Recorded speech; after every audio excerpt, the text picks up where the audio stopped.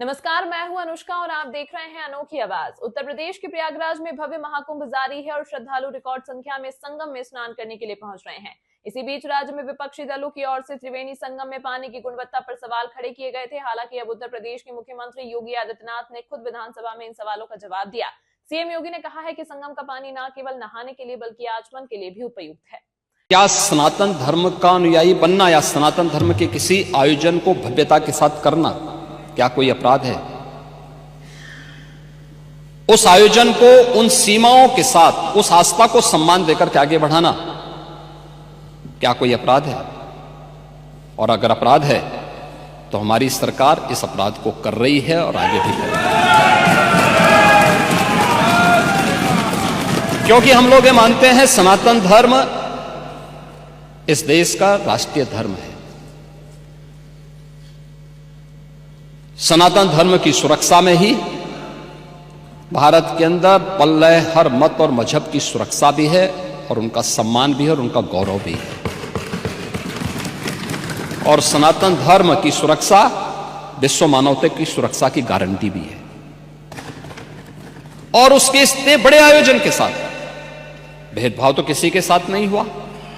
आपको बता दें कि समाजवादी पार्टी के वरिष्ठ नेता शिवपाल सिंह यादव ने त्रिवेणी संगम के पानी की गुणवत्ता को लेकर सवाल खड़ा किया था। एक न्यूज रिपोर्ट का हवाला देते हुए शिवपाल ने लिखा, महाकुंभ में गंगा स्नान से पहले या पानी शुद्ध करने के सरकारी दावों की पोल खुल गई। सीपीसीबी रिपोर्ट कहती है कि पानी में फीकल बैक्टीरिया तय सीमा से ज्यादा है। अब भक्त सोच रहे हैं ये डबल इंजन सरकार है या डबल इन्फेक्शन सरकार। यह आयोजन दुनिया का सबसे बड़ा आयोजन कैसे बन चुका है? दुनिया के जो सबसे बड़े आयोजन है जिसमें जर्मनी का अक्टूबर फेस्ट, इसमें 72 लाख पर्यटक आते हैं। रियो कार्निवल ब्राजील का है, इसमें 70 लाख पर्यटक आते हैं। और हज मक्का में 25 लाख श्रद्धालु पहुंचते हैं। ये कुल दुनिया की आयोजन की स्थिति है। और अकेले महाकुंभ अभी एक सप्ताह बाकी है, 56 करोड़ की सीमा लांघ चुका है। महोदय, भारत और चीन के अलावा दुनिया में किसी भी देश की आबादी इससे ज्यादा नहीं है। यूरोपीय संघ की जो आबादी है वह कुल है 44 करोड़ 90 लाख। महाकुंभ में उससे भी ज्यादा लोग पहुंच चुके हैं। संयुक्त राज्य अमेरिका की आबादी है 34 करोड़ 66 लाख, उससे ज्यादा लोग महाकुंभ में आ चुके हैं। पाकिस्तान, बांग्लादेश, इनकी टोटल आबादी को भी जोड़ देंगे, उससे भी ज्यादा हमारे महाकुंभ में लोग आ चुके हैं। अकेले प्रयागराज उसको अपने साथ जोड़ रहा है। और इसलिए मैं आज के इस अवसर पर अपने विपक्ष के मित्रों से कहना चाहूंगा,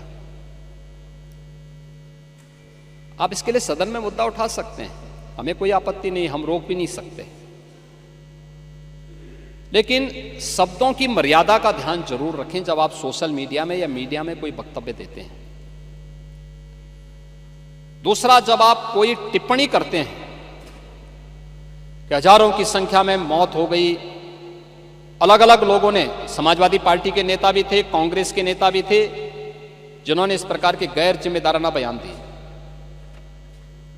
हमें उन तथ्यों को देखना चाहिए जो मैं कह रहा हूं कि डिजिटल कुंभ जिनको आप मृतक बता रहे हैं, जिसमें एक प्रयागराज के महोदय, एक प्रयागराज के ही सज्जन हैं, हम उनको भी दे रहा हूं। भगदड़ में जिसे मृत माना वो 13वें के दिन घर पहुंचा, ये प्रयागराज के हैं, है ना? अब उसके बाद भी आप, उसके बाद भी ये सज्जन आपके जीरो रोड के खूंटी गुरु के घर लौट आए। यानी ये मौनी अमावस्या के स्नान पर्व पर भगदड़ के बाद से लापता थे। हादसे में लापता खूंटी गुरु को मृत मानकर उनकी 13वीं की तैयारी हो चली थी। शाम को भोज के लिए मोहल्ले में तैयारी चल रही थी कि तभी तक वो ई रिक्शा से उतरे और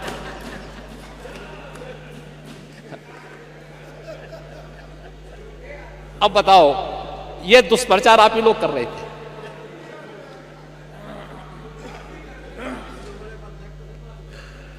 आप देखिए कि खूंटी गुरु कई दिनों से घर नहीं लौटे थे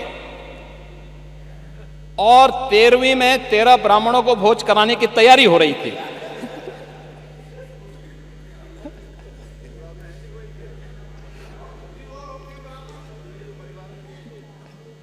खूंटी गुरु को देखने खूंटी गुरु ई रिक्शा से उतरे और उनको देखने के लिए पूरा आयोजन ही निरस्त करना पड़ा फिर।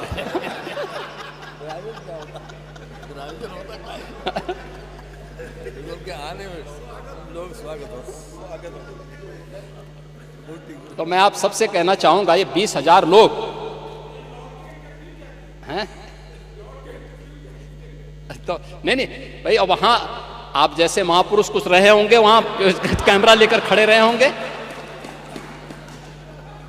होंगे देखने के लिए कि अब इसके बाद लोगों के कमेंट लेंगे, लोगों से बुलवाएंगे कि देखिए साहब सरकार कोई व्यवस्था नहीं कर पाई हो गया। और तब तक वे स्वयं ही प्रत्यक्ष रूप से मूर्त रूप में प्रकट हो गए। उन्होंने कहा बे ये नमूनों पे विश्वास मत करो, ये झूठ के सौदागर हैं। मैं तो अभी जीवित हूं, मैं तो ऐसे भंडारे का आनंद ले रहा था पूरे प्रयागराज। तो मैं इसीलिए कह रहा हूं पांडे जी, मैं इसीलिए कह रहा हूं महाकुंभ में कोई भूखा नहीं रह सकता। और हिंदुस्तान का पेट इतना बड़ा है, हमारी तो परंपरा है। अब गुरुद्वारा में जाइए, किसी मठ में मंदिर में जाइए, लंगर फ्री में चलते हैं। कोई भी आएगा उसकी जाति नहीं पूछी जाती, पंथ नहीं पूछा जाता, क्षेत्र नहीं पूछा जाता, भाषा नहीं पूछा जाता। वो केवल इशारों से कर देगा। लोग सम्मानजनक ढंग से अतिथि मानकर उसका सम्मान करते हैं। ये भारत है। मान पूर्णा की हम पूजा करते हैं। आप क्यों भारत को बदनाम कर रहे हैं? मुझे अफसोस होता है, आप भाजपा से लड़ते भारत से लड़ने लगते हैं। इस खबर में फिलहाल इतना ही। देश दुनिया की अन्य खबरों के लिए देखते रहिए अनोखी आवाज।